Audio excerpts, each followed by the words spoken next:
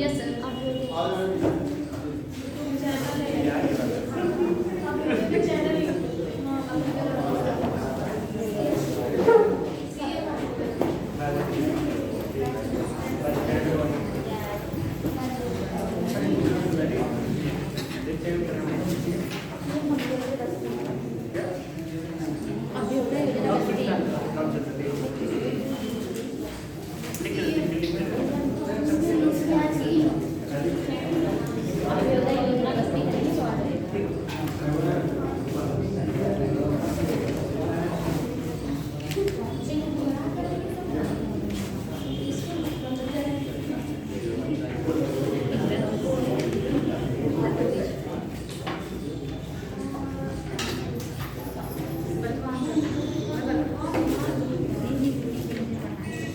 जो शब्दावली मैं बता रहा था आप लोगों को, 2-3 शब्दावलियाँ ऐसी हैं जो, एक तो जीपीएस हो गया, जीआईएस हो गया, और जीपीएस जीआईएस के अलावा भी इसका एक पूरक के रूप में है क्या, रिमोट सेंसिंग।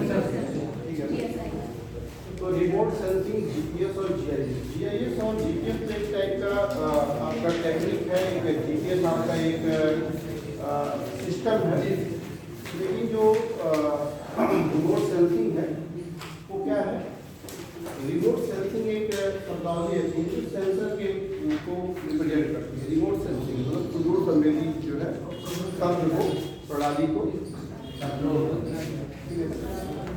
तो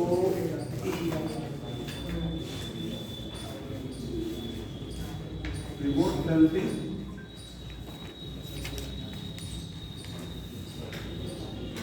जीपीएस हो गया, देखिए ये जो शब्दावलियाँ हैं आज की डेट में जो सबसे जो है महत्वपूर्ण अंग हैं और हमें जानना जरूरी भी है इनके बारे में, यहाँ इनका यूज कहाँ है, और बहुत सारे जो मेथड्स हैं जो हमने आपको बताया था, C³ सिस्टम में भी इसका बहुत ज़्यादा इस्तेमाल हो रहा है इस समय, कंट्रोल, कमांड और कम्युनिकेशन। ठीक है ना, तो रिमोट सेंसिंग के बारे में मैंने आपको बताया ही था। जीपीएस क्या है, कुछ आपको पता है किसी को जीपीएस क्या है, या जीपीएस का फुल फॉर्म क्या है? Global positioning system. ठीक है, और जीआईएस भी आपको मैंने थोड़ा बहुत बताया था। जीआईएस क्या है? Geographical information system. आज हम बात करते हैं जीपीएस। जीपीएस है क्या? ग्लोबल पोजिशनिंग सिस्टम, वैश्विक संसूचक प्रणाली। ठीक है, वैश्विक संसूचक प्रणाली। आप लोग सुने होंगे कि जियो टैगिंग एक शब्द है। जियो टैगिंग का नाम सुना है? जियो टैगिंग क्या है, कुछ है आइडिया किसी?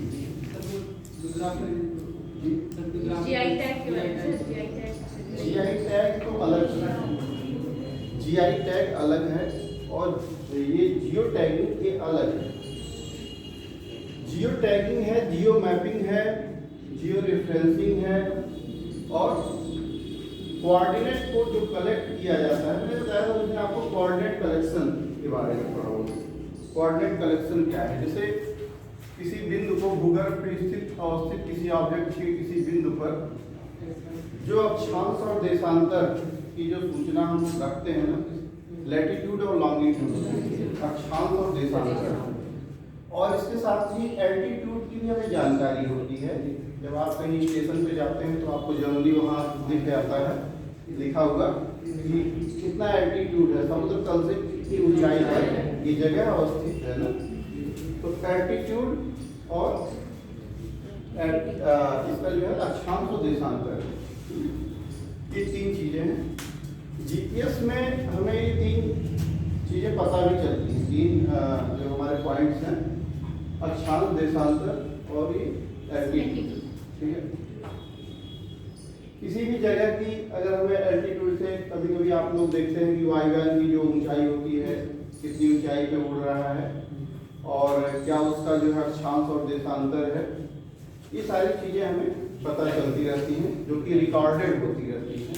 एक ब्लैक बॉक्स आपके पास होता है, उसमें सारी चीज़ें रिकॉर्डेड होती हैं, और रिकॉर्डेड होने के साथ साथ जो है हमारा कम्युनिकेशन सिस्टम जहाँ से प्रणाली हमने शुरू किया है, वहाँ से क्या होता है, कमांड और कंट्रोल में वहाँ से किया जाता है। उसी के अकॉर्डिंग अक्षांश और देशांतर के अनुरूप भी उसको हम समझ सकते हैं कि उसकी वास्तव में पोजीशन है कहाँ इस समय, ठीक है ना, उसकी एल्टीट्यूड से उसके जो है अक्षांश और देशांतर के अनुरूप। एक समय ऐसा था, जीपीएस जो सिस्टम की मैं बात कर रहा हूँ, तो जीपीएस सैटेलाइट्स होते हैं। जीपीएस ऐसे ही काम करता है, उसके सैटेलाइट होते हैं, जीपीएस ग्लोबल पोजिशनिंग सिस्टम के सैटेलाइट होते हैं। और इसी टाइम में स्पुतनिक जैसे चलाए गए थे, जब शुरुआत में अप्रॉक्सीमेट 40 के दशक में, और इसके द्वारा सोवियत संघ के द्वारा, तो भारतीय उसके नौसेना जो है, नौसेनाओं के द्वारा उसको एक आविष्कार किया गया, उसका एक नौसैनिकों के लिए जो है उसका आविष्कार किया गया।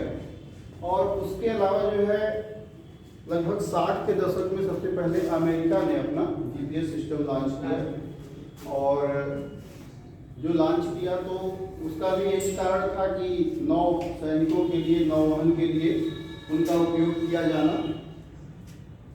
और उसके बाद में उसी क्रम में आगे जो है बढ़ता गया।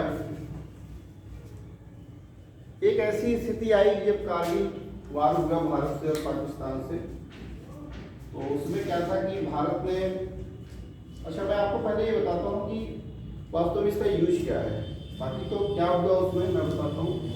जीपीएस का यूज कहाँ, इसे किस किस जगह पे आपने यूज इसका किया, जीपीएस है क्या, किस जगह आपने इसका यूज किया। देखिए कुछ इसमें पॉइंट्स हैं, अगर आप लोग नोट करना चाहें तो नोट कर सकते हैं। वास्तव में कभी कभी ये सारी चीज़ें आपके, सबसे पहले तो लोकेशन के लिए होता है, आपको निश्चय करने के लिए किसी ऑब्जेक्ट के लोकेशन की तो होता है। ऑब्जेक्ट के लोकेशन को डिटरमाइन करने के लिए नेविगेशन जो है, गैदरिंग के लिए, और मतलब कलेक्ट करने के लिए, नेविगेशन उसके संसूचन को कलेक्ट करने के लिए, और ट्रैकिंग के लिए, ट्रैकिंग मॉनिटरिंग के लिए। जैसे ट्रैकिंग से मतलब यह है कि जैसे किसी मूवमेंट पोजीशन में कोई यान है, कोई व्हीकल है, या कोई कुछ भी है तो उसको ऑब्जेक्ट को हम ट्रैकिंग पोजीशन में जो उसको हम क्या कर सकते हैं, मॉनिटरिंग कर सकते हैं, और मैपिंग भी करते हैं उससे। मैपिंग कैसे करते हैं कि भूगर्भ पे अवस्थित जो भी सारी चीजें हमें दिख रही हैं उसको हम क्या करते हैं, उससे मैपिंग करते हैं। जो आपको चाहे डिजिटल इमेज दिखे, चाहे आपको soft copy, hard copy, map हो कागज के उकेरा हुआ, तो क्या होता है कि एक डिटेक्ट किया हुआ और अक्षांश और देशांतर के अनुरूप वह हमारा जो मैप होता है, डिजिटल मैप। अभी एक शब्द हमने कहा है जियो रिफरेंसिंग। जियो रिफरेंसिंग भी इसी जो है जियो टैगिंग पर ही एक आधार बनाती है। जियो टैगिंग क्या है, कोऑर्डिनेट कलेक्शन क्या है। वास्तव में कोऑर्डिनेट कलेक्शन जो है अक्षांश और देशांतर, इन्हीं दोनों के कलेक्शन को ही, इन्हीं दोनों की जानकारी करने को ही क्या है, कोऑर्डिनेट कलेक्शन कहलाता है। कोऑर्डिनेट कलेक्ट करना। गवर्नमेंट की बहुत सारी मिशन हैं आए हुए तमाम, इसमें आपने देखा अभी स्वच्छ भारत मिशन के अंतर्गत कोऑर्डिनेट कलेक्ट किए जा रहे थे, जियो टैगिंग हो रही थी उसकी। जियो टैगिंग में होता क्या है कि जो भी ऑब्जेक्ट है, ऑब्जेक्ट की वास्तविक स्थिति, भूगर्भ पे किस जगह पे ऑब्जेक्ट था। अगर हम शौचालय की बात लेते हैं तो हमें पता होना चाहिए कि भूगर्भ पे किस जगह पे शौचालय अवस्थित था, और उसके साथ ही जो उसके हम फोटोग्राफी करते हैं, फोटोग्राफी करने के साथ ही जो उसमें हम पॉइंट्स कलेक्ट करते हैं, पॉइंट्स आउट करते हैं, उसके बारे में उसकी प्रॉपर्टी को हम या उसकी सूचनाओं को हम जो दर्शाते हैं उसमें कि भाई 1 सीटर टॉयलेट है कि क्या है, कितने इसमें लागत लगे, गवर्नमेंट के द्वारा कब दिया गया, किस मद में दिया गया, बहुत सारी सूचनाएं उसमें, तो उसको टैग कर दिया जाता है, जियो टैग कर दिया जाता है। तो सारी इंफॉर्मेशन को इस कोऑर्डिनेट के साथ उसको क्या किया जाता है, टैग कर दिया जाता है, जो कि आप जब उसको नक्शे पर देखेंगे तो नक्शे में जो आपको पॉइंट दिखेगा इस तरह से, उस पॉइंट में जो अक्षांश और देशांतर लैटिट्यूड और लॉन्गिट्यूड जो होगा, तो जब आप उस पर क्लिक करेंगे तो क्लिक करने के बाद जो सारी इंफॉर्मेशन खुल के आती है उसमें। जैसे कोऑर्डिनेट कलेक्ट करना अलग चीज है, कोऑर्डिनेट कलेक्ट करने में आप क्या करते हैं, सिर्फ इसमें आप अक्षांश और देशांतर बस यही चीज देखते हैं। लेकिन जियो टैगिंग में क्या करते हैं, आप अक्षांश और देशांतर के साथ ही जो उसमें सारी सूचनाएं होती हैं उससे संबंधित, उसको भी आप क्या करते हैं, टैग कर देते हैं, उससे भी आप उसको जोड़ देते हैं। और जब आप उस पर क्लिक करेंगे डिजिटल मैप में तो क्या होते हैं, वो सारी सूचनाएं ओपन हो जाएंगी, ठीक है ना। तो ये हो गया आपका क्या है, जियो टैगिंग। अच्छा, इसमें भी क्या है कि जियो टैगिंग में कभी कभी कुछ प्रॉब्लम भी आती हैं। जैसे मानिए कि कहीं कहीं जो सिग्नल्स होते हैं जीपीएस के सिस्टम के थ्रू ही आप क्या करते हैं, उसको सिग्नल को लेते हैं, कलेक्ट करते हैं, मतलब अक्षांश और देशांतर के रूप में। और कहीं कहीं जैसे मौसम खराब है इसलिए जीपीएस बहुत अच्छे से काम नहीं कर पाता, उसके सिग्नल्स अर्थ तक नहीं आ पाते हैं। कहीं ऐसा भी होता है कि वो आच्छादित हो, किसी कवर्ड हो, मतलब हाँ, या ऐसा भी होता है कि कहीं आप ऐसी जगह पर हो जहाँ से आ नहीं पा रहे हैं उसके सिग्नल्स, उसके जीपीएस सैटेलाइट के सिग्नल आप तक, आपके रिसीवर तक न पहुँच पा रहे हों। कभी कभी ऐसा भी होता है कि जैमर जो होता है ना, जैमर, अच्छा, जैमर का उपयोग देखिए जनरली होता यहाँ है, आर्म्ड फोर्सेज जो है करती है उसके उपयोग, जो अपनी सूचनाओं को गुप्त रखने के लिए, प्राइवेसी को रखने के लिए जैमर्स का प्रयोग किया जाता है। तो वहाँ भी सिग्नल्स उसके नहीं पहुँच पाते हैं। उससे होता क्या है कि उनकी जो सूचनाएं हैं आप मतलब कोई ऐसे कलेक्ट न कर सके, इसलिए वो अपनी प्राइवेसी को रखने के लिए जैमर्स का भी प्रयोग करते हैं। तो जीपीएस का इस तरह से जो है कहीं न कहीं हमारे कार्यों में, जीपीएस के कार्यों में बाधा भी आती है ऐसे प्रॉब्लम्स की वजह से, जो कि इस तरह की प्रॉब्लम्स होती हैं तो बाधा आती है। कभी आपसे कभी पूछ भी दिया जा सकता है कि जैमर्स लगने पर क्या जीपीएस कार्य कर सकता है? जैसे आपके मोबाइल से ये है सेंसर्स और सारी चीज़ें हैं, ये काम करते हैं जैमर के लगने पे। जैमर क्या करता है, उसको रोक देता है, क्लोज कर देता है, उसको डाइवर्जन दे देता है। जो आने वाले सिग्नल्स हैं, जैसे जैमर जो है निश्चित एरिया में काम करता है, हाँ, एक पर्टिकुलर एक फिक्स एरिया में काम करता है, जिसको क्या करते हैं। अच्छा, होता क्या है कि जो भी इनके, आपने कभी नाम सुना होगा इसका,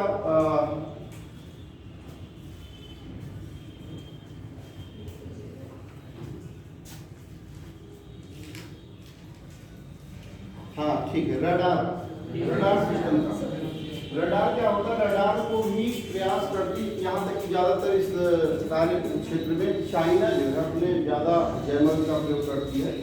ज़्यादातर उसके जो चिर प्रतिद्वंदी है इस समय अमेरिका, संयुक्त राज्य अमेरिका के लिए, वो जैमर्स के प्रयोग को क्या करती है कि उनके जो वायुयान हैं उनको जो है गुमराह करने के लिए जैमर्स का अपने पर्टिकुलर एरिया में वो लगा देती है जैमर। तो क्या होते हैं कि उनके जो वायुयान हैं वो गुमराह हो जाते हैं, हट जाते हैं।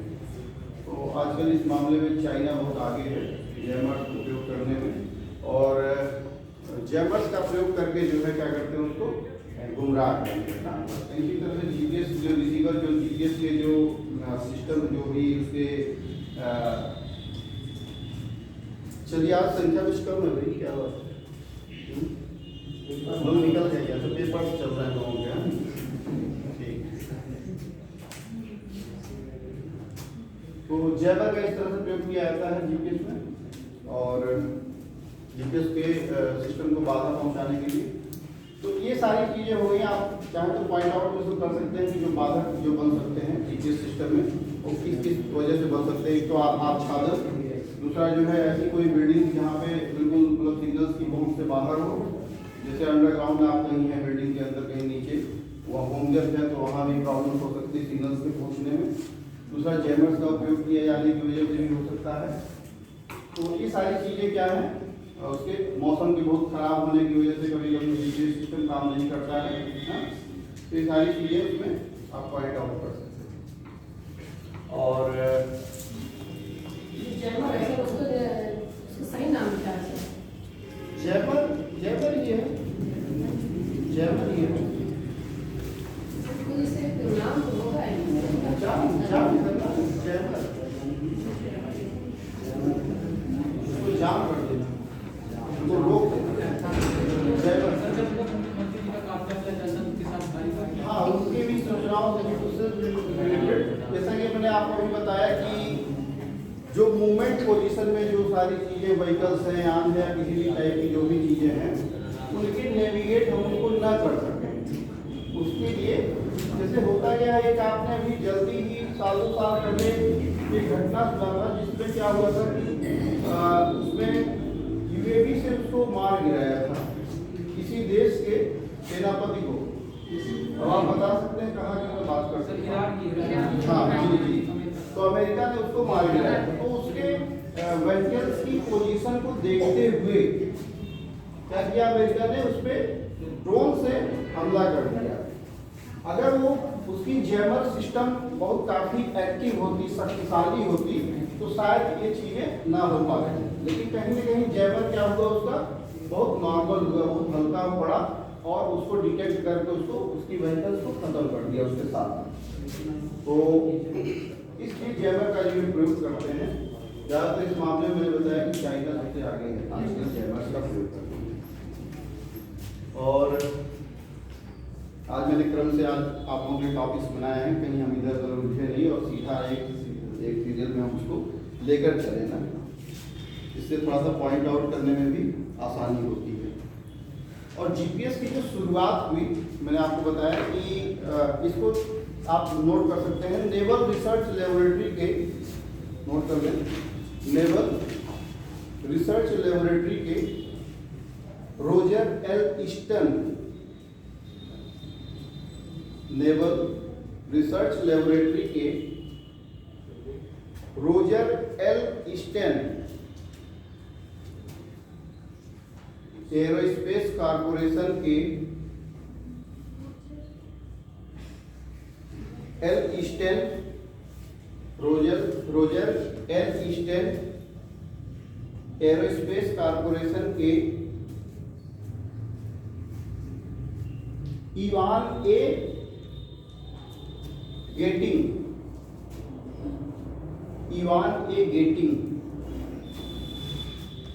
और अप्लाइड फिजिक्स लेबोरेटरी,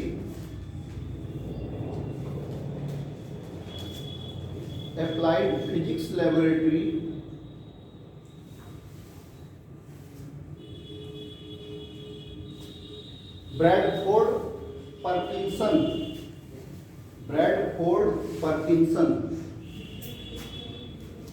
को इसका श्रेय जाता है।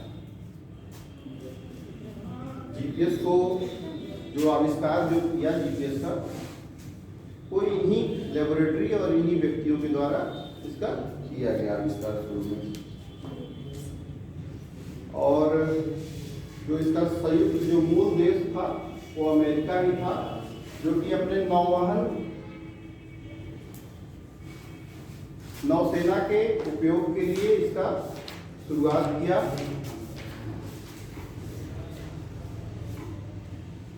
और पहला प्रक्षेपण जो किया इसने 22 फरवरी 1978 में किया। प्रक्षेपण से मतलब है जो जीपीएस सैटेलाइट को जो उसने लॉन्च किया, ठीक है, 22 फरवरी 1978 को लॉन्च किया।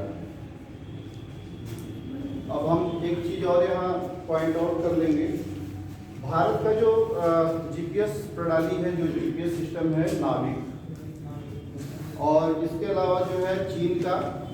अच्छा, एक चीज़ और कि जो नाविक तो है ही, आज के डेट में भारत के ऊपर जो जीपीएस सैटेलाइट्स जो लगे हुए हैं, कोई बता सकता है कितने सैटेलाइट्स लगे हुए हैं? हाँ, 8 सैटेलाइट, 8 सैटेलाइट तो लगे हुए हैं। और 2027 में इसको 24 जीपीएस सैटेलाइट्स करने की प्लानिंग है गवर्नमेंट की। हाँ, 24 इसको कंप्लीट करने की प्लानिंग है। और वहीं चीन का जो है बायडू 35, यस, बायडू अप्रोक्सीमेट 35, कुछ और अभी हुए हैं। बायडू है जीपीएस अकेले काम करता है। हाँ, बताएं थोड़ा सा। अकेले क्यों नहीं काम करता है जीपीएस? अकेले से क्या मतलब है? मतलब सिंगल जीपीएस नहीं काम करता। सिंगल जीपीएस इसलिए नहीं यूज कर सकते, जो उसके पार्ट्स बने होते हैं इस तरह से, नहीं देता है इस तरह से।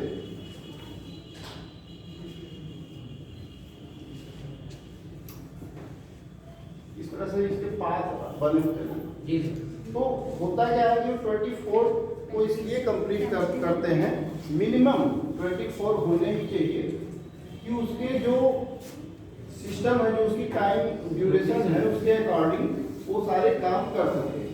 जैसे उसमें रोटेशन है ना, तो रोटेशन के अकॉर्डिंग जो भी सारे उसके पार्ट्स पे जो रोटेशन जो हो रहा है, वो इसलिए 24 देते हैं, जिससे वो उस हिसाब से उसका रोटेशन और जो पृथ्वी के जो मतलब जो उपग्रहों की जो चाल है, उसके अकॉर्डिंग वो सारी चीजें कवर कर सके। जैसे कि आगे अगर बढ़ी तो पिछला और उसको कवर कर दे, इसलिए हम 24 मिनिमम रखते हैं उसमें। अगर हम उसको अभी तो मानिए कि 8 है हमारे पास।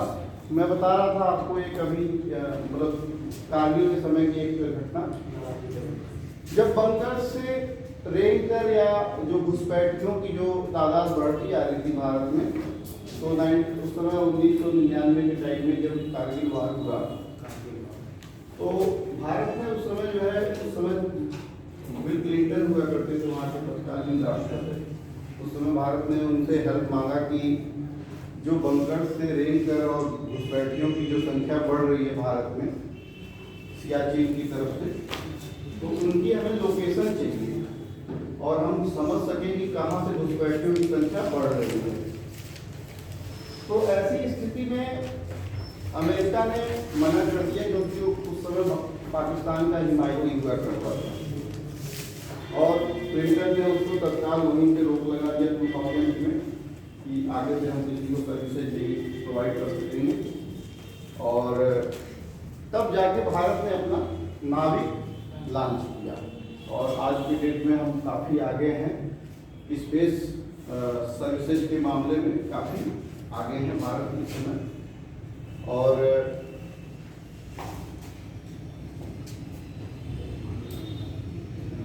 कहीं कहीं होता क्या है ना कि कुछ आवश्यकता ही आविष्कार की जर्नी बताया गया है। जब कुछ चीज़ें आपको आवश्यकता पड़ती हैं, तब फिर उसके लिए आविष्कार हम करते हैं ना? तो वही एक ऐसा कारण बना जो वास्तव में हमें उसका आविष्कार करना पड़ा, जो कि उसका ऐप भी अब आने वाला है। ऐप आने के बाद जनरल लोग भी उसका इस्तेमाल कर सकेंगे। अभी तो हम विदेशी जीपीएस से काम चला रहे हैं, लेकिन कुछ समय में आप नाविक का भी इस्तेमाल आप कर सकेंगे ना? तो जापान का भी आप लोग नोट कर लीजिएगा, यूएस का नोट कर लीजिए। यूएस का है गैलीलियो नेविगेशन सैटेलाइट सिस्टम। चीन का है बायडू, आपको जो जैसा कि मैंने बताया। यूएस का है गैलीलियो नेविगेशन सैटेलाइट सिस्टम।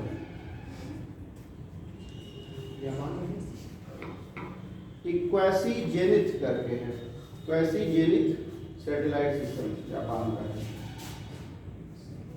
और बाकी आप जो है गूगल से देख सकते हैं, और भी जितने भी कंट्रीज के डेवलप्ड कंट्रीज के द्वारा जो किया गया है।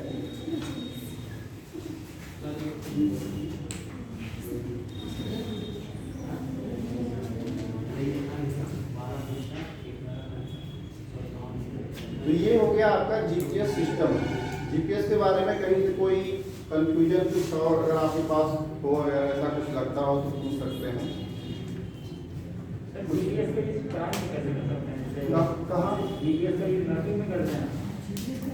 जीपीएस जीपीएस के मैपिंग में करते हैं। यस क्या उस मैपिंग के थ्रू प्राइम में से रेट करके? बिल्कुल बिल्कुल, मैं आपको बताता हूँ। आपने अच्छा क्वेश्चन किया, बहुत अच्छा क्वेश्चन आपका रहा। जीपीएस का इस्तेमाल प्राइम में हम कैसे करते हैं? आज के समय में सबसे ज़्यादा उसी का इस्तेमाल किया जाता है।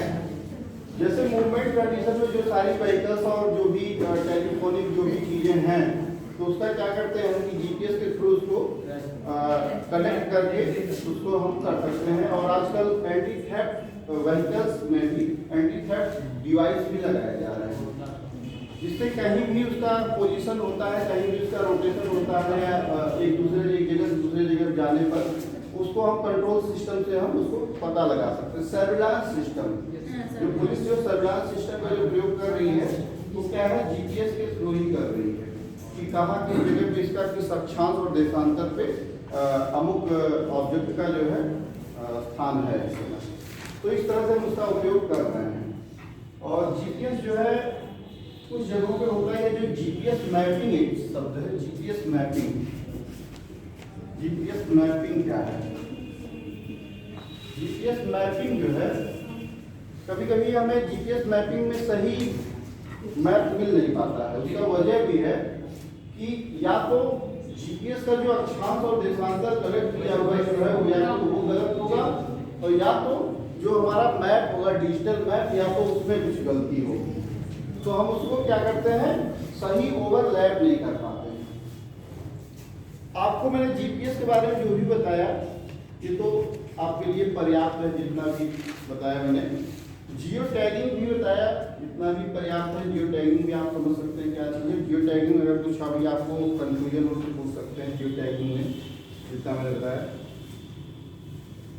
जियो टैगिंग में कुछ कंफ्यूजन है तो पूछ सकते हैं। जीपीएस का प्रयोग सर भूगोल के क्षेत्र में किस प्रकार प्रयोग किया जाता है? जी, जीपीएस का प्रयोग जो है भूगोल के क्षेत्र में किस प्रकार प्रयोग किया जाता है? भूगोल के क्षेत्र, देखिए भूगोल के क्षेत्र में ऑलरेडी भूगोल का ही एक हिस्सा ही है जीपीएस, एक प्रणाली। तो ग्लोबल पोजिशनिंग, जैसे आप भूगोल में जो चीज़ें पढ़ते हैं, ज्योग्राफी में जो भी चीज़ें पढ़ते हैं, तो आप अपनी संसूचना बताते हैं तो उसमें कि कहाँ हमारा यथार्थ निर्धारण कहाँ है, किस जगह पे है, या फला देश कहाँ है, फला नहर कहाँ है, ये सारी चीज़ें जो आप इंफॉर्मेशन कलेक्ट करते हैं, तो इन्हीं इंफॉर्मेशन को कलेक्ट करने के लिए आपको एक जीपीएस प्रणाली वो मदद करती है। ठीक है ना? जियो रिफरेंसिंग में आपको बता रहा था कि जैसे आपके पास मैप है, अगर कोई डिजिटल मैप है, या आपके पास मैंने एक आपको बताया था कैडेस्ट्रल मैप, सजरा नक्शा। सजरा नक्शा में क्या होता है कि जो भी आपके पुराने सजरा नक्शा रेवेन्यू द्वारा बनाए गए हैं, जो भी नहर, कैनाल, या जो भी सिंचित एरिया या बिल्टअप एरिया, जो भी चीजें इसमें दिए हुए हैं, अगर आप पुराने 1980 का लेके इसको देखेंगे, सजरा नक्शा जो बनाया गया था, और करंट का जो इस समय का जो चल रहा है, आपका सैटेलाइट जो आपको दे रहा है, उपग्रह जो लॉन्च किए गए हैं, वो सेंसर के थ्रू जो आपको मैप मिल रहा है, डिजिटल मैप, उसको जब आप इस पर ओवरलैप करा के देखेंगे, ओवरलैप से मतलब समझ रहे हो, जब इसके ऊपर आप रखेंगे तो जो भी चीजें यहाँ पे शायद 1920 या 1950 में जो भी चीजें यहाँ रही होंगी, हो सकता है कि इस कमरे को उठा के कहीं उधर कर दिया हो सकता है यहाँ कुछ और चीजें बना दी गई हो, यहाँ जो बिल्टअप था उसको खाली ग्राउंड कर दिया गया हो, या कुछ भी चीजें। तो जब आप इस पे ओवरलैप करते हैं अपने करंट के जो मानचित्र हैं, तो कुछ उसमें डिफरेंस आपको दिखता है। कभी कभी ऐसा भी होता है कि हूबहू वही सारी चीजें उस पर हो सकती हैं। तो डिफरेंस जो होता है ना, तो डिफरेंस से हम पता लगा सकते हैं कि वास्तव में क्या परिवर्तन आए। आपको कभी कभी ऐसा होता है कि लैंड यूज और लैंड कवर, दो चीजें आपको फाइंड आउट करने होते हैं, लैंड यूज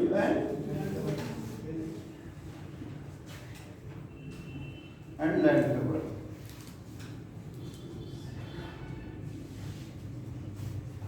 लैंड यूज और लैंड कवर में क्या करते हैं हम कि पहले क्या था और आज के डेट में क्या है। पहले क्या नहीं था और आज के डेट में क्या हो गया है। पहले जिस जगह पे खेती होती थी आज की डेट में क्या है, वहां पे मकान बन गए हैं। पहले जो है जहाँ मकान थे आज की डेट में उनको साफ कर दिया गया। पहले जो जंगल और सारी चीजें थी उसको बदल गया, मतलब उसमें परिवर्तन हो गया पूरी तरह से। तो इस परिवर्तन को जानने के लिए हम क्या करते हैं, उस कैडेस्ट्रल को हम उपयोग में लाते हैं। उस कैडेस्ट्रल को जो रेवेन्यू के द्वारा जो पहले बनाया गया था कैडेस्ट्रल मैप, उसको हम क्या करते हैं, सैटेलाइट इमेजरी को किसी पे ओवरलैप कराते हैं। तो उससे क्या पता चलता है कि इस जगह पे पहले कुछ और था और आज के डेट में कुछ और है।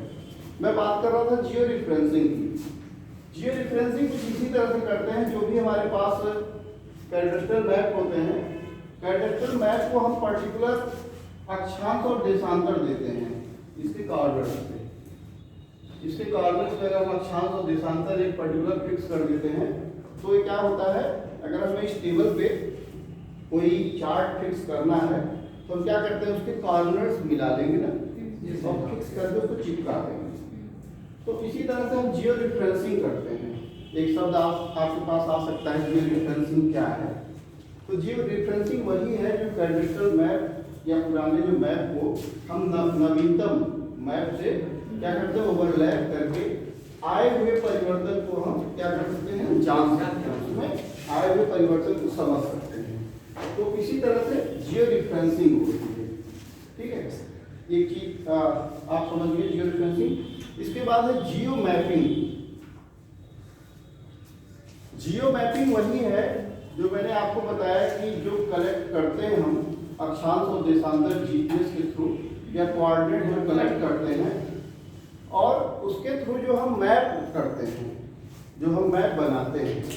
मानिए कि आपको पर्टिकुलर कुछ ऑब्जेक्ट्स दिए गए हैं, मैं कहता हूँ हैंड पंप है आपके पास या टॉयलेट्स हैं या बिल्डिंग्स हैं या कुछ भी है, जो भी ऑब्जेक्ट आपको पर्टिकुलर कुछ एरिया में आपको कलेक्ट करना है, तो उस ऑब्जेक्ट को कलेक्ट करने के लिए क्या करते हैं आप, उसी मैप में आपके सैटेलाइट इमेजरी में ही आप उसको विथ कोऑर्डिनेट्स, जहाँ जहाँ से आपने कोऑर्डिनेट कलेक्ट किया उन चीज़ों का, जैसे हम पावर हाउस पर्टिकुलर ले लेते हैं या हम ले लेते हैं कोई भी चीज़ आप ले लो, पावर हाउस ले लीजिए। अगर आपको पावर हाउस के लिए काम प्रोजेक्ट करना है, अगर आपको हैंडपंप में देखना है, हैंडपंप आप देख लो कि पर्टिकुलर इस एरिया में इतने एरिया में कितने हैंडपंप हमारे एरिया मार्केट टाइप के हैंडपंप कहाँ कहाँ हैं।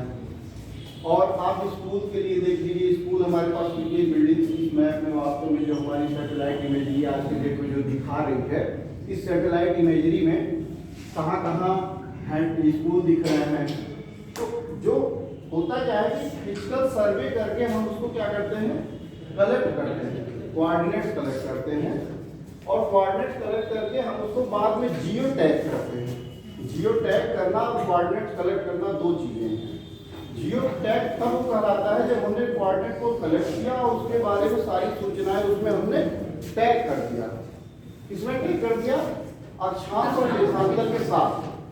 तो अगर हमें विद्यालय के बारे में अगर लेना होगा तो विद्यालय के जो भी 10 डिजिट्स के जो कोड होंगे, यूडैश कोड, ठीक है, और उसके बारे में कौन सी कक्षा तक है, कितने अध्यापक हैं और XYZ सारी सूचनाएं। तो इस तरह से जो प्रेजेंट की जो इमेजरी हमें दिखेगी उसी में हम एक पर्टिकुलर एक सॉफ्टवेयर है GIS का। GIS का सॉफ्टवेयर जो हम उसका उपयोग करेंगे तो इतना आपको डीपली जाना नहीं है, लेकिन बस इतना ही आप जानिए कि जब हम GIS सॉफ्टवेयर में जब उसका इस्तेमाल करते हैं तो आपको वह सारी चीज़ें उसमें दिख सकती हैं जो आप कलेक्ट करके ले आए और जियो टैग करके जो सारी चीज़ें आप ले आए और प्रेजेंट में जो भी आपका जिस टाइप से वो चीज़ें वो जगह जैसे दिख रही हैं, उसमें आपने क्या किया, उसको देखना चाहा तो देख सकते हैं। और इसके अलावा एक सॉफ्टवेयर है कैडेस्ट्रल के लिए ही है और इसके अलावा सिविल इंजीनियरिंग में भी इस्तेमाल किया जाता है AutoCAD। आप लोगों ने नाम सुना होगा AutoCAD का, सुना है किसी ने सुना है AutoCAD? तो इंजीनियरिंग ड्राइंग के लिए होता है वो। उसमें भी क्या होता है कि पहले क्या होता था रेवेन्यू में, राजस्व में, वो भी सारी चीजें आपको पूछी जा सकती हैं कि कितने जो है कितना एरिया को डिजिटाइज किया गया है। तो ये भी आपके इंटरेस्ट की चीजें हैं कि ऑटोकैड के थ्रू या डिजिटाइजेशन रेवेन्यू डिपार्टमेंट में कितना डिजिटाइजेशन कितना एरिया को किया गया अब तक। तो डिजिटाइजेशन करने का मतलब क्या था कि जो भी हमारे रेवेन्यू डिपार्टमेंट्स में जो एम्प्लॉइज हैं उनके पास एक डिवाइस मिला हुआ है। डिवाइस को आप जहां भी लेकर जाओगे वो आपको अक्षांश और देशांतर बताता जाएगा। तो जो भी प्लॉट्स कटे हुए हैं, जो भी उनके सिंचित असिंचित एरिया जैसे भी डिटेल जैसे भी हैं इस तरह से, उनको क्या करना है डिजिटाइज करके, और डिजिटाइज करके उनके बारे में भी सूचनाएं टैग कर दी जा रही हैं। अब मतलब वो सारी चीजें खत्म हो गई, कट्ठा कड़ी और दुनिया और सारी चीजें जो पहले जिसमें मेजरमेंट वाली जो सारी चीजें होती थी वो खत्म कर दी गई। अब आप उस डिवाइस को लेके जहां जहां भी चलते जाओगे वहां वो बता देगा कि आप फला के खेत में खड़े हैं। तो इस तरह से भी क्या कर रहे हैं, अब उसको पूरी तरह से डिजिटाइज कर दिया जा रहा है, अलग अलग फील्ड वार या सिंचित असिंचित जिस तरह से वो प्रॉपर्टी है। और आपको सुविधा हो रही है जब आप मैप में उसको ओपन करेंगे तो मैप में आप उसको क्लिक करेंगे, क्लिक करने के बाद आप पूरी सूचनाओं से अवगत हो सकते हैं, ठीक है ना, विद अक्षांश और देशांतर। तो ये क्या है, ऑटोकैड के वजह से भी संभव है। ऑटोकैड के अलावे जो है हम उसको जीआईएस सॉफ्टवेयर में भी उसको कर सकते हैं, उसको हम डिजिटाइज कर सकते हैं। डिजिटाइज करने का मतलब सिंपली इतना ही हुआ, डिजिटाइजेशन आपने शब्द सुना होगा डिजिटाइजेशन। डिजिटाइजेशन वही है कि जिस चीज को जैसे कैडेस्ट्रल मैप जो सजरा नक्शा में जो भी चीजें थी, नहर थी, तालाब था, खेत है, मकान है, जो भी चीजें हैं, हमने उसको ठीक उसी के ऊपर एक खाका चला दिया। और खाका चलाया किससे, एक लाइन। देखिए जीआईएस तीन चीजों में, जीआईएस में तीन चीजों का उपयोग किया जाता है, पॉइंट्स,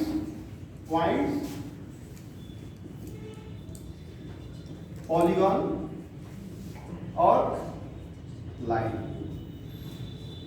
ठीक है, जीआईएस में तीन ऑब्जेक्ट्स का इस्तेमाल, तीन ये चीजों का इस्तेमाल किया था। इसमें पॉइंट, पॉलीगॉन और लाइन।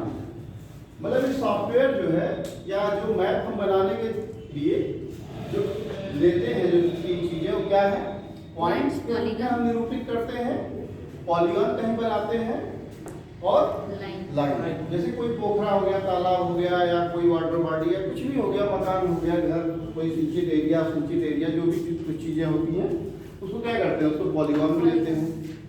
पॉइंट हम कहाँ लेते हैं, जैसे किसी जीपीएस के कोऑर्डिनेट को हमने कलेक्ट किया तो उसको पॉइंट के रूप में निरूपित करेंगे ना।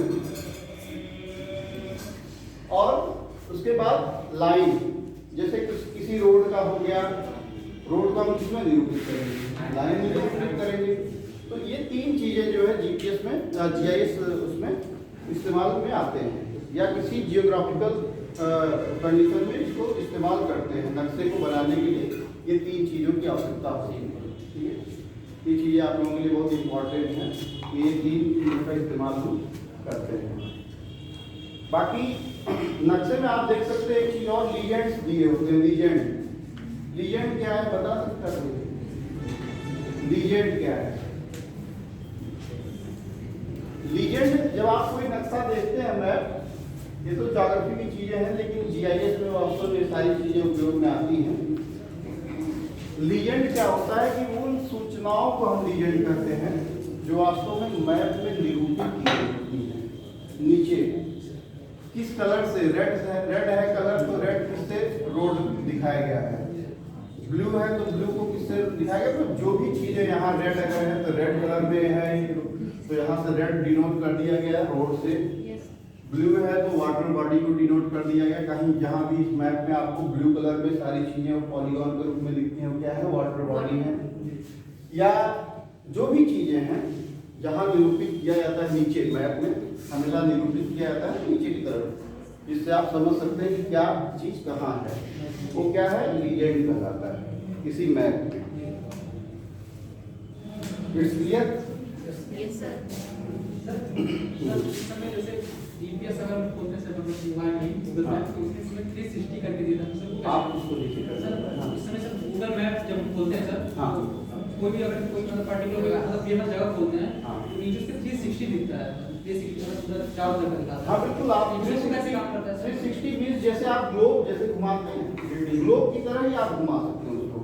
आप उसको कर्सर के थ्रू तो वो काम कैसे करता है, मतलब क्योंकि हमारे आसपास एक कैमरा लगा नहीं होता, तो वो काम कैसे करता है? वो काम क्या है कि जो भी चीजें सैटेलाइट ऑलरेडी जो कवर कर रखी होती है जिस एरिया को, जब आप गूगल पे जाते हैं तो 360 आप देख सकते हैं। जितना एरिया पूरा सैटेलाइट कवर किया हुआ होता है उसको आप घुमा के देख सकते हैं। जैसे आपने मान लीजिए कैमरे से ही, अपने कैमरे से ही आपने कुछ ऑब्जेक्ट्स के आपने इमेज लिए हुए हैं, कैमरे को आपने कुछ आजकल मोबाइल में भी ऐसे आ रहे हैं कि जब आप उसको घुमाएंगे तो गोल गोल घूमेगा, जितने भी आपने फोटोज लिए हुए हैं, तो जितना आप उसको घुमाइए जहाँ जहाँ जो फोटो आएगा वो सामने वो आता जाएगा, और घुमाइए थोड़ा और आगे बढ़ता जाएगा। तो इसी तरह से जो आप उसको रोटेट करते हैं 360 में, वही सारी चीजें हैं। 4D 3D व्यूज है ना आजकल दिख रहे हैं। पहले क्या है, आप मैप में, सिंपल मैप में आप सिर्फ उसको 2D देख सकते हैं, एक एक्स एक्सिस और एक वाई एक्सिस। लेकिन डिजिटल मैप में आप क्या है, एक्स वाई और जेड तीनों देख सकते हैं। और थोड़ा सा आधुनिकता आ रही है तो 4D भी आप देख सकते हैं। 4D में क्या है, उसके बैक साइड तक आप देख सकते हैं ना, उसको रोटेट करा के। अभी बहुत सारे जो आपके गूगल में बहुत सारे प्रोडक्ट्स भी हैं, प्रोडक्ट्स जो आते हैं तो प्रोडक्ट्स को आप चारों तरफ से घुमा उसको रोटेट करके देख सकते हैं। तो होता क्या है कि जितना हमने कैमरे में उसको कैप्चर किया है हर तरफ से, उसको बस उसको सॉफ्टवेयर उसी तरह से दे दिया कि आप चारों तरफ उस ऑब्जेक्ट को देख सकें, उसकी प्रॉपर्टी को आप समझ सकें। तो वही चीज़ है 360, वही है 360 में हम उसको व्यू कर सकते हैं पूरा। तो अच्छा, इसके अलावा रडार, लीडार और सोनार, ठीक है ना। चलिए इसके अभी तक में कोई किसी को कंफ्यूजन, अभी तक में किसी को कोई कंफ्यूजन नहीं है? इससे पहले हम पढ़ेंगे सेंसर। अब तक हमने पढ़ा जीपीएस, जीआईएस और एक्सेट्रा। लेकिन जो हमारे सैटेलाइट लॉन्च किए गए हैं उपग्रह में, वास्तव में वो है क्या? वो जो भी चीजें वहां पे लॉन्च की गई हैं सैटेलाइट ऑर्बिटल पाथ में, वो वास्तव में है क्या? तो वही है कि एक तरह के सेंसर से वो लैस है। जैसे हमारे पास कहते हैं हमारे पास कैमरा है, तो भाई कैमरे में क्या ऐसी चीज है जो उसकी कैमरे की खूबी को बताता है, या जो वास्तव में जो मेन जो कंपोनेंट के रूप में है वो क्या चीज ऐसा है? नो मेगापिक्सल, कोई मेगापिक्सल नहीं। मेगापिक्सल वह है जो कैमरे का जो सेंसर है, सेंसर को डिनोट करता है, ठीक है, उसके वर्जू को करता है। जो उसका सेंसर लगा हुआ है, मतलब हाई रेजोल्यूशन, लो रेजोल्यूशन, जो उसका सेंसर लगा हुआ है। देखिए मैं बता रहा हूं आपको सेंसर के बारे में। There are 2 types of sensor, active sensor और पैसिव सेंसर।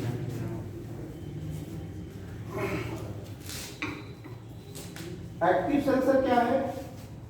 एक्टिव सेंसर के जो सैटेलाइट, एक्टिव सेंसर जो होता है, एक्टिव सेंसर मीन्स रडार, सोनार या लीडार। सोनार हटा दीजिए, लीडार, रडार और लीडार के बारे में आपको बताते हैं क्या है। रडार जो है 24 आवर्स काम करने वाला एक सेंसर है। शत्रु के हमलों का, शत्रु के जो उसके यान है, कोई वायुयान से संबंधित या उनके रॉकेट और मिसाइल और सारी चीजों का सही जो है बताने वाला क्या है? रडार। रडार के थ्रू हम उनके जो वायुयान है या जो भी चीजें उनकी हरकतें हैं उस पर हम निगरानी किससे रख सकते हैं? रडार। रडार सेंसर जो है क्या करता है कि खुद अपनी जो उसकी विकिरण होते हैं, वो विकिरण से अपने खुद के विकिरण से काम करता है, अपने खुद के रेडियोमेट्रिक से काम करता है रडार, खुद अपने विकिरण से काम करता है। जबकि आप देख सकते हैं रडार हो गया, सोनार हो गया। अच्छा, रडार और सोनार है क्या चीज? देखिए सोनार क्या होता है या लीडार हो जाता है। लीडार क्या होता है? लीडार का नाम आपने सुना है? लीडार एक होता है पेनिट्रेटिंग रडार सिस्टम। नोट कर लीजिए, हो सकता है शब्दावली आप लोगों को उसमें आ जाए।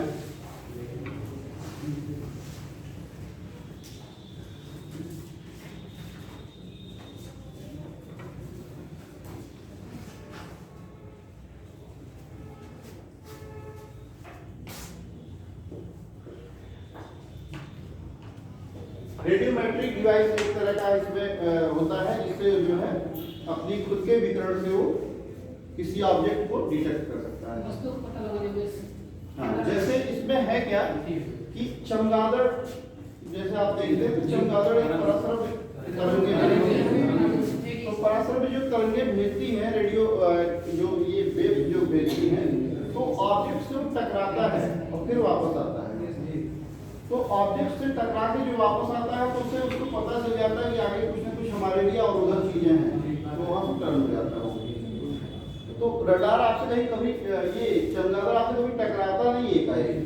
हाँ, कभी उससे भी गलती होती, कभी कोई प्रॉब्लम वहाँ भी आती है जब, तो वो टकरा जाता है। इसी तरह से और उधर तो आते ही रहते हैं भाई, हर जगह और उधर होते हैं।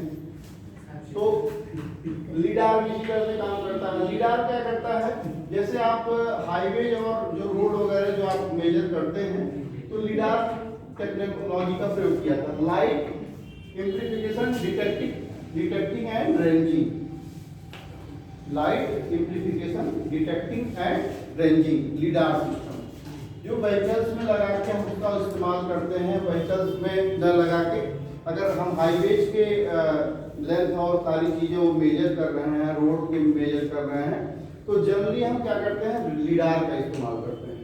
कभी कभी जिस भी डिस्टेंस को मेजर करना होता है, जिस भी स्तर को, तो बिना हम वहां तक गए, यहीं से हम लीडार का प्रयोग करके उसकी लेंथ, उसकी जो है लंबाई का पता लगा सकते हैं। जो भी उसमें से विकिरण निकलते हैं वो जाके ऑब्जेक्ट से टकरा के फिर वापस आते हैं। तो जो जाने की दूरी है, जो उनके वापस आने की दूरी थी, वो उससे पता चल जाता है कि हम उससे यथार्थ निर्धारण कर सकते हैं किसका, दूरी का। ठीक है ना? तो लीडार का इस तरह से प्रयोग करते हैं। सोनार भी इसी तरह से साउंड से रिलेटेड है। सोनार का प्रयोग कहाँ किया जाता है?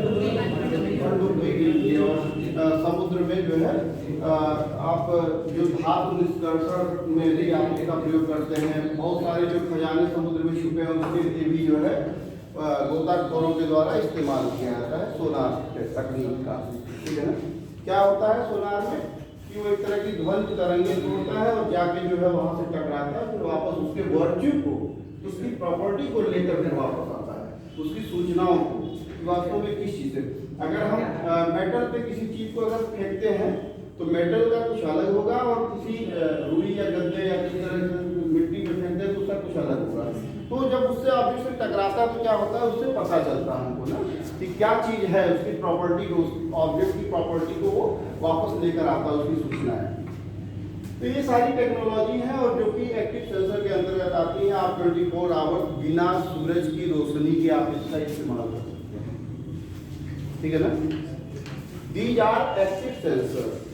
ये क्या है? एक्टिव सेंसर, जो आप किसी भी समय इसका इस्तेमाल कर सकते हैं। लेकिन अब बात आती है पैसिव सेंसर की। वास्तव में पैसिव सेंसर क्या होते हैं? तो पैसिव सेंसर वह होते हैं जो बिना सूर्य की रोशनी के कार्य नहीं कर सकता। जैसे आप मोबाइल कैमरे से या पहले के कैमरे से आप फोटो खींचा, आजकल तो मोबाइल में भी आ गया है, लेकिन होता क्या, फ्लैश उसमें पहले निकलता है। आप रात में भी फोटो कर सकते हैं फोटोग्राफी, लेकिन उसको कैमरे से क्लिक करने से पहले उसमें से रोशनी निकलती, फ्लैश, तभी तो आप उसको कर पाते हो।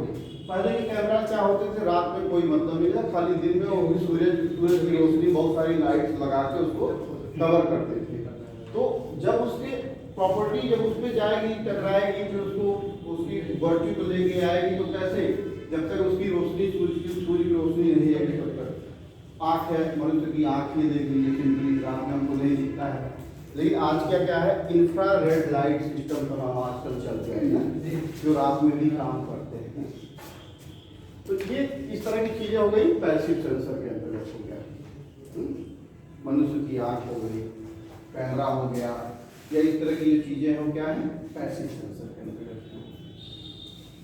कुछ ऐसे भी सैटेलाइट्स हैं जो वास्तव में जो है रात में काम नहीं करते हैं, या ऐसे सैटेलाइट भी हैं जो बहुत अच्छे मौसम में काम नहीं करते। सैटेलाइट सेंसर है जो अच्छे मौसम में, बहुत अच्छा मौसम नहीं है तो नहीं काम करेगा।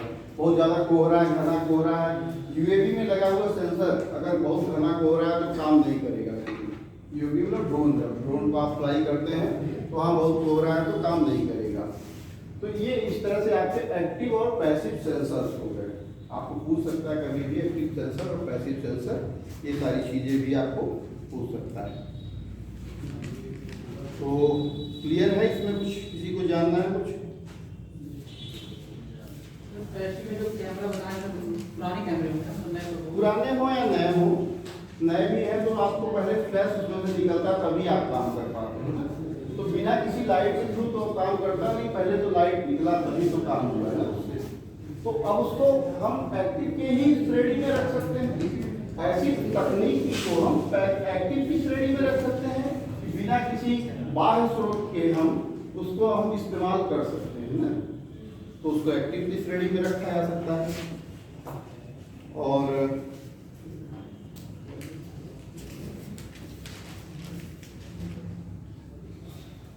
पेनिट्रेटिंग रडार के बारे में आपको बता रहा था। होता क्या है, कभी आप लोग देखते हो कि नलकूप विभाग वाले या वाटर सप्लाई वाले क्या करते हैं, किसी गड्ढे को खोद के चले जाते हैं, और गड्ढे को जब खोदे अपना काम तो उन्होंने किया, लेकिन दूसरे का उन्होंने बिगाड़ा क्या, टेलीफोन की लाइन, अंडरग्राउंड बिजली की व्यवस्था, या कुछ भी उन्होंने अपना काम किया और दूसरे को बिगाड़ा। तो पहले क्या हो रहा है, अभी ग्रीन गैस लाइनें जो बिछ रही हैं उसके लिए भी बहुत उपयोगी है। तो भाई ठीक है, एक ही पाथ है, एक साइड है, रोड की साइड में हमें काम करना है। तो पेनिट्रेटिंग रडार सिस्टम का क्या कार्य है आप समझे। यहाँ पेनिट्रेटिंग रडार वही काम करता है जो कि ग्राउंड में जो भी सारी ऑब्जेक्ट्स जो छिपी हुई हैं, जैसे टेलीफोन की लाइनें बिछी हैं और विद्युत के तार बिछे हैं, चाहे गैस सप्लाई, वाटर सप्लाई, या जो भी पाइपलाइन बिछी हुई हैं, तो उससे हम क्या करते हैं कि जब उसके ऊपर हम उसको लेकर चलते हैं उस रडार सिस्टम को, तो वो एक तरह की एक्सरे, इसे कहते हैं ना, एक्सरे करता है पूरी जमीन का। वैसी उसमें वो विकिरण भेजता है कि वही चीजें, जैसे मैंने आपको लीडार के बारे में बताया, गया ऑब्जेक्ट से टकराया और वापस आया, तो उससे पता चलता है कि वास्तव में जो टेलीफोन वाली लाइन बिछी है वो कितने ऊपर बिछी हुई है, उससे नीचे कितने नीचे हमें। तो वो पूरी जैसे जब उसमें जब चलाया जाता है, तो जैसे ये सिस्टम जब चलाया जाता है तो उसके नीचे बिछी हुई लाइन है वो पूरा अपना एक एक्सरे निरूपण देती है। वो उससे हमें पता चलता है कि ये वाली जो है लाइन यहाँ है, ये वाली लाइन यहाँ, ये वाली लाइन, और उसके बीच में कितनी गैपिंग है। तो उसी हिसाब से हम क्या करते हैं, उसकी खुदाई करते हैं और बिना किसी दूसरे को नुकसान पहुंचाए। तो इस तरह से पेनिट्रेटिंग रडार सिस्टम का इस्तेमाल हम करते हैं। और उससे क्या होता है कि आजकल जितनी भी पाइपलाइंस और सारी चीज़ें जो बिछ रही हैं, बिना पेनिट्रेटिंग रडार सिस्टम के अगर बिछाई जाती हैं तो दूसरे को नुकसान पहुंचाते हुए वो बिछाई जाएगी, या उसकी खुदाई और सारी चीज़ें डिस्टर्बेंस उसी से होगी। तो छोटा सिस्टम आजकल आ रहा है पेनिट्रेटिंग रडार सिस्टम का, वो क्या करते हैं, अपना उसको उस पर चला के और फिर उसकी खुदाई उसी हिसाब से करते हैं और फिर उसको उस हिसाब से बिछा देते हैं। तो पेनिट्रेटिंग रडार सिस्टम आप लोग जान लिया।